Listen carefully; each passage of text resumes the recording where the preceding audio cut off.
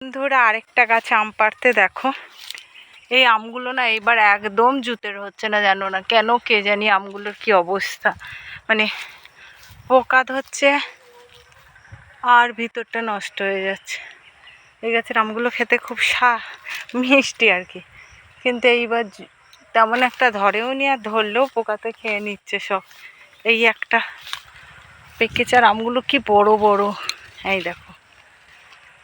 মানে ভিডিও তো অত বড় লাগছে না, কিন্তু এই আমগুলো ভীষণ বড় বড়, এক একটা 200-300 ওয়েট হবে, এর কম নয়। এখানে ছোট ছোট লাগছে। তারপরে চলে যাব আরেকটা গাছে, মানে সবচেয়ে যদি আম ভালো হয় বলতে পারো এই গাছটারাই দেখো, একদম নিচে মাটির সাথে ধরেছে।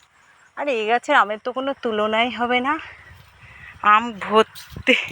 এই গাছের আম ধরেও ছিল প্রচুর।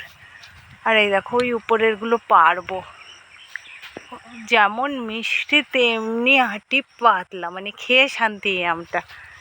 কিন্তু পারবো কি করে সেটাই ভাবছি। ওই দেখো সব পোকাতে এবার ধরে যাচ্ছে, ফুটো করে দিচ্ছে কি মাছিতে, আর সেই অনুযায়ী সব পড়ে যাচ্ছে, মানে ভিতরে লেদা পোকা হয়ে যাচ্ছে এবার আমগুলোতে, মানে খেতেই পাচ্ছি না। আম খাওয়ার জন্য বাপের বাড়ি এলাম, মানে যতই কেনা আম বলো, কার্বাইড দেওয়ার, গাছের পাকা আম তার স্বাদেই আলাদা। কিন্তু এই যে দুঃখের বিষয়, খেতে পাচ্ছি না এবার।